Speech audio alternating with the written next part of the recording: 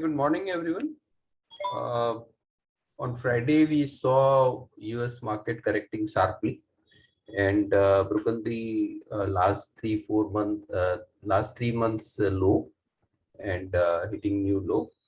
Uh, in fact, the decline was more aggravated by disappointing results from the tech giants, that is Amazon and Apple, and that has led to such a sharp decline. Uh, Apart from that, also investors are looking at Fed meeting, which is there on the Wednesday, and expectation is that uh, the interest rate will be increased by 0.5%, and the Fed will be more focused about inflation. If you take results over there in the US, results are not bad. In fact, they are good. Results out of around more than 50% of the company had already come up with the results in S&P 500, and around 80% have beaten the estimate.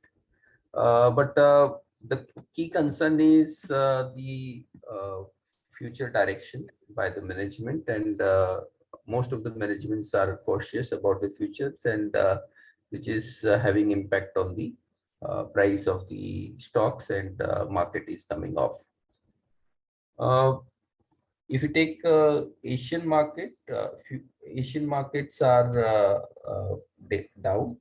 If it Hong Kong, China, Singapore, various markets are closed today in Asian market, but the market which are open like Japan, Korea, Australia, New Zealand, they are down by around 0.75 to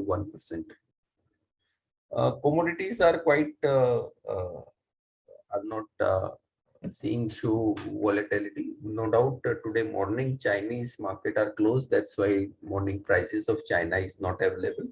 But if you see the LME prices, aluminum is up by around 0.7%, and copper was up by around 0.7%. And oil was more of a flattish at around $106. So overall, we are entering with negative sentiment. Now I'll request technical team to take up from here. Yes, thank you. So, good morning, all of you. This is Swati. Today, looking towards Asian markets, we are opening with a gap down of almost more than 200 points. 16,900 is the crucial support level for the Nifty, as we have already informed in the monthly report as well. So, we have to keep an eye on the 16,900 level. If the Nifty breaks that level on the closing basis, then the selling pressure is likely to be intensified, which might take a Nifty towards 16,700 to 16,500 levels on the downside. Whereas on higher side, for the today intraday purpose, the first resistance is placed at 17,000 levels on the higher side. If it break that level and sustains above that level, then 17,200, 17,340 levels can be seen on the higher levels. The overall view on the market will remain a cautious as long as Nifty trades below 17,300 levels on the closing basis. Coming towards the Bank Nifty, for today intraday purpose, the Bank Nifty has a support at around 35,800 levels. Any move below that levels, 35,320 levels can be seen, whereas on higher side, 36,540, 37,000 levels are the crucial resistance level for the Bank Nifty. Coming towards the Nifty Finance, for the today intraday purpose, 16,340 is the first support level. If it's break that level, then 16,200 and 16,100 levels can be seen, whereas on the higher side, 16,680 and 16,890 are the resistance levels of the Nifty Finance. Stock specific, as of now, we are not initiating any buy call at the current levels. Let the market settle down at the support levels, then we will initiate a buy or the sell call according to the trend of the market. But whatever the call which are open as of now, just hold on with the mentioned stop losses. That's it from my end. I request derivative guys to take a call forward. Yeah, thank you, Swati. See, on the derivative front, looking at the overall open interest, one thing to note here is there's no real trend in the market which is going on. This trend, if you see, there is 200 point up or down every day in the last week, and even before that, we are seeing Nifty oscillating in a range of about 16,800 and about 17,400, 17,500 levels. Now, for Nifty, with 200 point gap down today, we might see some good support coming in at 16,900, 17,000 odd levels. So again, 17,000 put has the highest open interest amongst puts, and doesn't look like much liquidation will come in from those levels. So I believe Nifty should witness good support from lower levels. So let it settle for the first few minutes. After that we will see some bounce coming in. From the stock specific front as well, some bounce is likely because open interest is low in the index, so that follow up selling is very unlikely to come in. And even if it comes in, then you will see a equal reaction on the upside, and very good up move can come in probably later on. So look out for the same. From the stock specific front, Axis Bank witnessed some short built up and aggressive short built up, and it is likely to further witness some selling pressure going forward. So that is one stock which can see some selling pressure. While Gujarat Gas also, along with Voltas, has seen some selling and aggressive selling.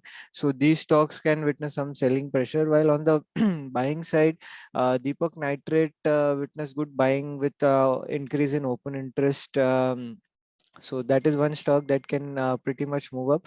Also, Motherson Sumi looks very good because it is at the lower end of its curve, and open interest has reduced. That means shorts have been covered, and this stock has moved up even after a fall on Friday. So we can see a good amount of buying in Motherson Sumi as well. So these are the stocks to watch on the downside. We can see some good buying coming in from there. That's it from my side. I'd like to ask the fundamental team to take over. There is news that Enforcement Directorate has seized 5,500 crores deposits of Xiaomi India, which is the company that makes Redmi phones, under FEMA violations. Now Xiaomi is the largest customer for Dixon in its LED TV segment. It forms around 60% of revenues for the TVs. So, and TV overall contributes around 20% to Dixon's EBITDA. So accordingly, around 12% of Dixon's EBITDA, we can say, will be at risk depending on what judgment the government gives, whether Xiaomi can continue to do business or not. So it will be negative. But one thing that we have to keep in mind is that over the years, the dependence on TV segment is coming down as the company is expanding more and more into newer areas like mobile phones, laptops, telecom equipment, and wearables. So over next 4 or 5 years, this 12% kind of EBITDA contribution from Xiaomi will further go down to around mid single digits. Uh, then on results front, IndusInd Bank result was in line. Slippages, however, remain. They have come down from 4.5% to 3.5%, but still they are at elevated levels compared to other large private banks, which are at an average of around 2% levels. So that is so we are neutral on IndusInd Bank. SBI Cards result was marginally above expectations. Gross NPAs have reached pre-COVID level of around 2.2%, and restructured book is less than 1%. So that is encouraging. However, on the negative side, there is pressure on net interest margin, which is at still at around 13% since last few quarters, compared to 16% that we saw in last year, that is FY21. So NIMs have come down because of higher competition as well as declining mix of revolving customers. Another hangover on the company is that RBI is likely to lower the MDR charges, which can impact the company, and we saw that is the main reason why stock has been underperforming in last few months. So once that is behind us, the MDR charge reduction, then probably stock will again start performing. So from a long-term point of view, we are positive. Canfin Homes result is marginally in line with expectations. The operating performance was very strong. NIM improved to multi-quarter highs of 4.15% against a range of around 3.7, 3.8% in last few quarters. Provision, however, came at 30 crore versus expectation of around 11 crores.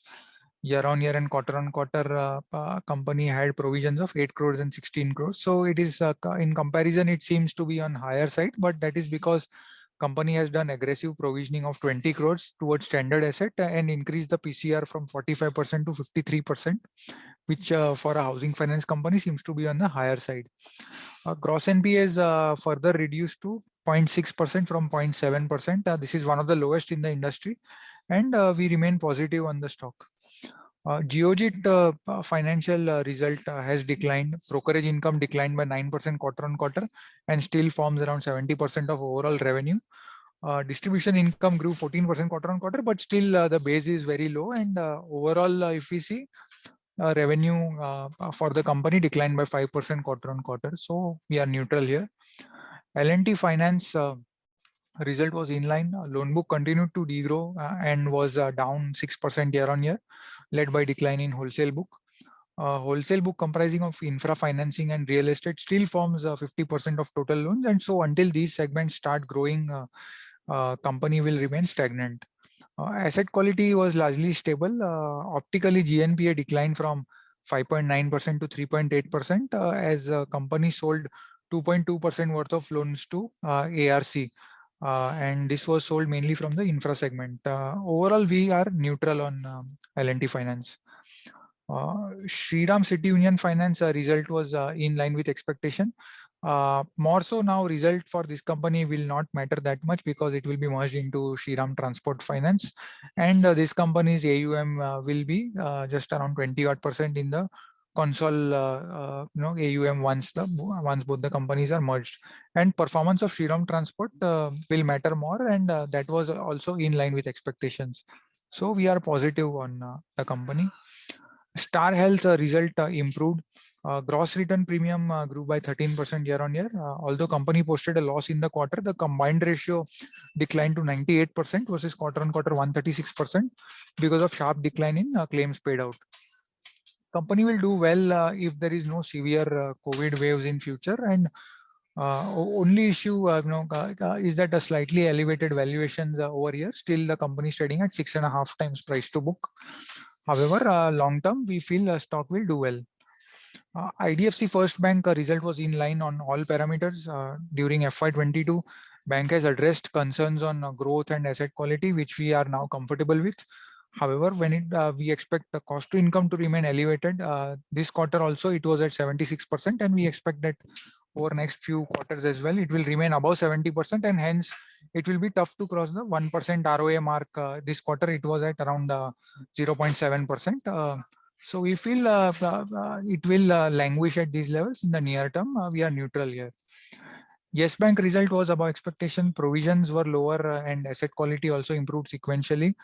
If we look at the total net stressed asset, which is net NPA plus net restructured book, SMA 1 and 2, and net watch list, then combined these reduced from 14.4% to 12% in one quarter. However, despite improved results, the ROA still came at just 0.5% in spite of very low credit cost. This is because the overall NIM for the bank is subdued at 2.5%, and cost to income remains elevated at 71%. And stock trades at around 1.3 times price to book. So overall, we feel stock will languish over here, and we are neutral. CDSL result after many quarters of good performance came in below estimates. Both revenue and EBITDA declined by 10% and 12% quarter on quarter. Company witnessed a significant sequential decline in revenue after a gap of almost 10 quarters, and hence we would be cautious over here, especially if people who are sitting in profits over here can exit the stock and or maybe even lighten their positions. And retail participation, these are question mark, how long that the momentum sustains. Even last couple of days, Zerodha has indicated that they are also seeing a decline in volumes in their business, and especially post LIC IPO, there is a chance that broking activity might still further keep coming down. So we are neutral on CDSL. That's it from my side. Thank you. Good morning, everyone. Tata Chemicals came out with the results, and results were ahead of expectation on all front. The sales grew by 32%. EBITDA margins have improved around 800 bips on YOY basis. The growth was seen across geographies. The soda ash prices, higher soda ash prices have actually helped the company to report such kind of results. And the management has said that soda ash prices are likely to remain high for another 18 to 24 months. The impact of these prices we have seen in the another company's result, which is GHCL. The result was quite good. The revenue grew by 54% and EBITDA margins were near-term high of around 31.7% versus last year of 23.6%. The stock is still trading at 9 times FY23 EPS. We like the stock, and there is a con call scheduled today at 4 o'clock. We'll get to know more details about it. Another company which reported results was Solara Active Pharma Sciences. This is the second or third quarter that company has reported dismal results. Sales degrew by 19%, and EBITDA margins have also declined to single digit 3.7% versus 22% last year. So last quarter also numbers were really bad, and it has continued the same trend in this year. So we expect the negative reaction to continue on Solara. Supreme Industries announced their results, and results were broadly in line with the expectations. Thank you. Yeah, good morning, everyone. Wipro has posted its result. The company has posted below expectation numbers for the quarter. For Q1 FY23, the company has guided for a revenue growth of 1 to 3%, which seems to be lower. For yearly, management indicates to have double-digit growth organically. The company has recently done 2 acquisitions, which would also add up to the growth. Margins for the next 2 to 3 quarters is expected to be volatile. uh, out, uh, Outlook is near-term negative for the company. Sonata Software has posted okay set of numbers for the quarter. IT services dollar revenue came in at 55.7 million versus QOQ of 53.4 million. EBITDA margin for the company came in at 7.4% versus QOQ of 7.1%. The management has not given any guidance for FY23. Outlook is near-term neutral. Stock is trading at 18.1 times FY23 EPS. Thank you. Good morning. Ultratech Cement result was in line with expectation. Sales volume came in at 27.7 million ton versus expectation of 27.3. EBITDA per ton came in at rupees 1110 versus expectation of 1029. Management has indicated that demand is robust, driven by infrastructure, rural, and improvement in urban real estate. Volume in April month was higher year on year. Construction costs have increased. However, prior commitment to complete the existing projects will keep the demand robust. Company took a total hike of rupees 30 per bag in April, taking the exit price to rupees 390 per bag versus an average of rupees 360 in Q4. The full benefit of price hike will be seen in the month of May and June. This price hike will fully offset the surge in input costs, resulting in a good Q1. We are positive on the company. Apart from this, Coal India reported its volume numbers for April month. Production came in at 53.5 million ton versus 80.3 million ton month on month. Sales came at 57.5 million ton versus 62 million ton month on month. This is neutral for the company. Thank you. Good morning. So Maruti Suzuki announced its results. The number of vehicles sold for the quarter were at 4,88,000 versus 4,92,000 on a YOY basis. Revenue came at 26,740 crore, which was ahead of expectation. EBITDA margin also was ahead of expectation at 9.1%. This was mainly due to a higher average selling price and strong exports. The company also had price hikes in the month of April as well as in the quarter. The management indicated that the raw material cost headwinds could affect the momentum in the next quarter of FY23. The margins are expected to improve mainly based on the operating leverage benefits, price hikes, cost control initiatives, and improving product mix. The demand was reasonably well, which was indicated by large pending order bookings that was around 2,70,000 units. We are positive on the company in the long term. Thank you. Yeah, apart from this, one or two more results uh, India Mart, which declared result before on Thursday. Management has given positive outlook with a strong customer addition of over 13,000 and deferred revenue increasing by 25%. So outlook here is positive.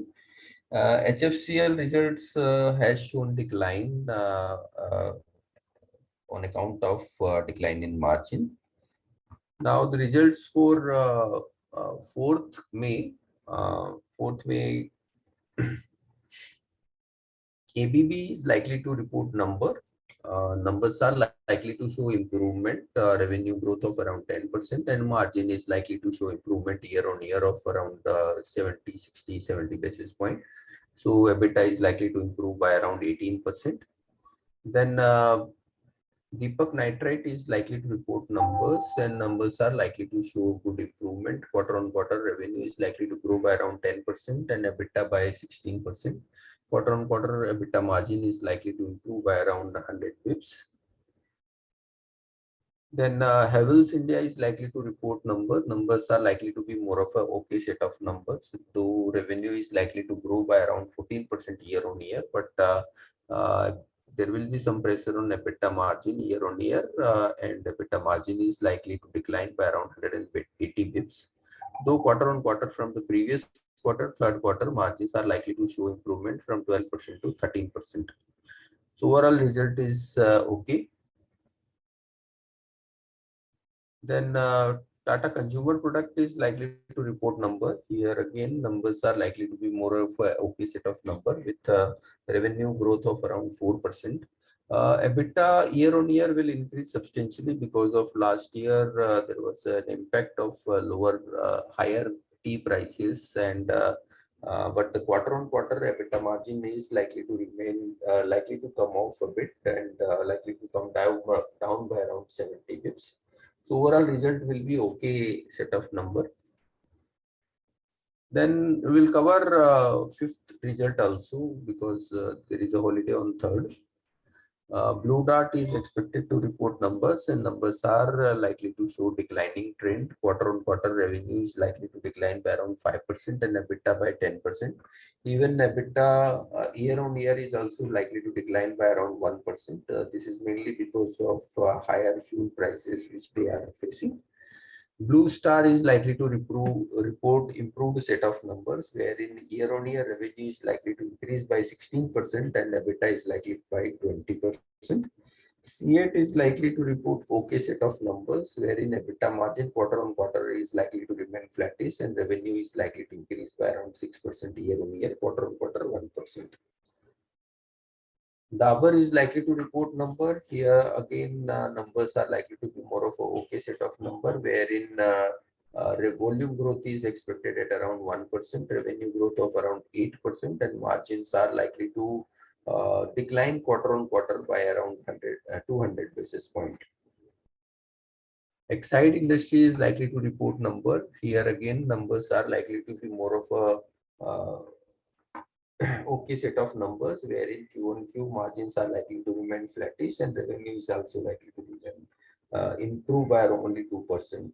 First Source is likely to report number. Here again, numbers are likely to show some weaker trend as Q1Q revenue is likely to remain flat against most of the IT company report reporting 3 to 5% revenue growth, and margins quarter on quarter likely to remain flattish. Happiest Mind is likely to report improved set of number, wherein the quarter on quarter revenue is likely to grow by around 7%, and margin and profitability is likely to show improvement. Indus Tower is likely to report number, and here again the numbers are likely to be more of a okay set of number with year-on-year revenue and EBITDA growth of around 6%. Marico Industry is likely to report number here, volume growth expected again of 1% and sales growth of around 8%. EBITDA margin quarter on quarter is likely to decline by around 140 basis point. TVS Motor is also likely to report number. Here again margins are expected to come off a bit around 200 basis point. Margins are likely to decline, and revenue is also likely to decline by around 8%. So TVS Motors are likely to be more of a declining set of number. Voltas is likely to report okay set of number, wherein year-on-year revenue is just likely to grow by around 4%, and the EBITDA is likely to decline by around 8%. So that's all from us. Thank you very much and have a good day. Subscribe to our YouTube channel for in-depth interviews of India Inc. and press the bell icon so that you do not miss our updates.